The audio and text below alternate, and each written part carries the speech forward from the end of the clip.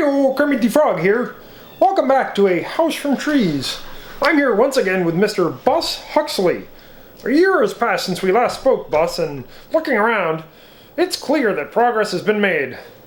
Were there moments when you didn't think you could pull this off? Well, Kermit, it's an honor to have you back out here, and it's great to see you again. There were seemingly countless moments when I thought that this frame wouldn't stand. Honestly, there was the time that I gave the wrong measurement to the concrete guy, and Henry Hudson Concrete, phenomenal work.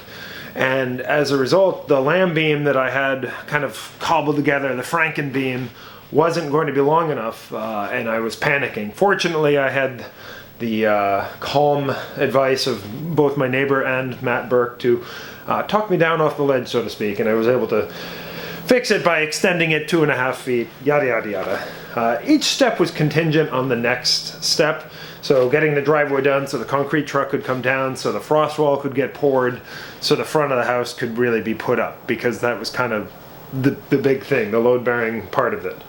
So yeah, every time, every day, there was always something. I wasn't sure it was going to come to be. Very good. Sounds mildly stressful. When we spoke a year ago, you mentioned some goals for the coming year. Have they been met, and what goals have you set for next season of A House from Trees? Shockingly, all the goals I set for this year have come together. Amazing. Driveway mostly done, frame up, and the roof is on. So now it'll get more difficult to set goals. I have to finish the window layout and interior design before I start framing the walls. I'll certainly be building the portico garage thing off that end, which is pretty exciting. I'm really going to be looking forward to getting that going. I got to put the piers in the spring, but that's going to be kind of one of the first things I do. The septic tank and septic system I'm going to install, that'll probably be really early in the spring too, once this ground thaws, I should say. Getting the wires run, the plumbing done, any number of different little projects like that.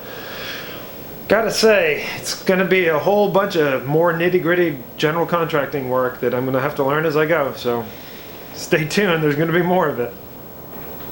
Wow, sounds like you've got a solid season of videos planned too. I have to ask, will you be living in the House from Trees next winter? Well, that's a question I just can't answer quite yet. It'll certainly be possible, but without water or electricity, I could probably have propane in. I'm just not certain that I won't be done by next winter. And that's just a simple function of fiduciary output, so to speak, money, dinero, Kermit. Some things I just can't make, I can't do myself. I can't drill a well. I'd love to, but to do it right, I want it drilled, and I can't do that. I can't create solar panels, I can't make windows.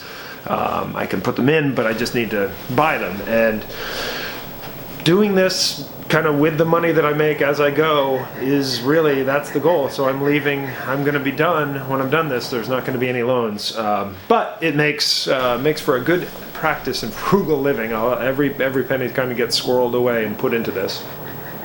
So we'll see how far I get next summer. Okay, it seems from your videos that you have some serious help on this project. From equipment on loan to endless hours of helper time, you appear to have a great group of humans around. Is that true?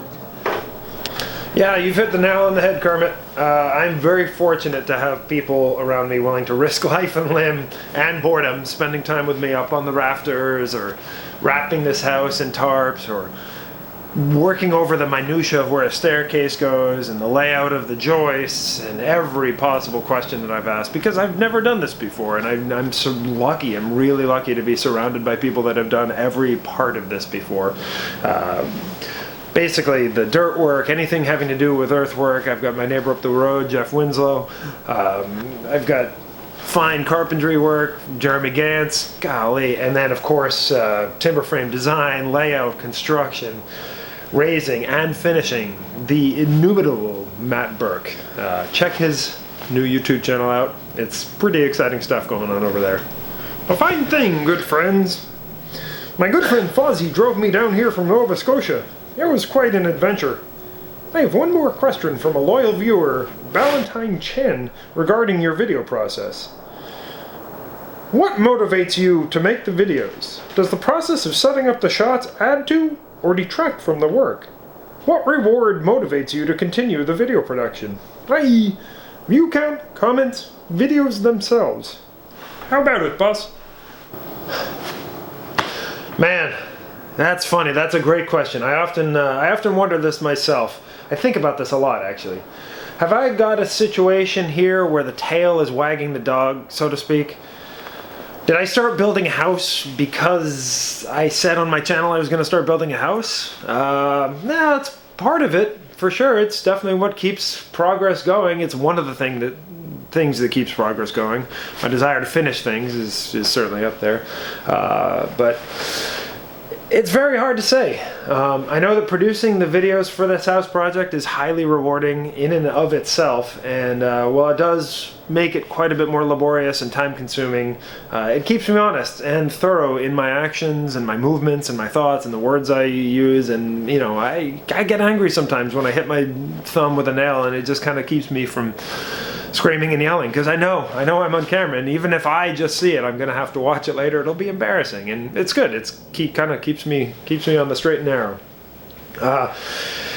It was harder in the late fall and late summer, coming up with more creative angles and taking the time to get the really good shots, because I was just in such a time crunch. But having the video in mind the whole time that I'm working, kind of editing as I shoot, that really, it adds to the process for me. It kind of makes it more exciting. It makes it more interesting.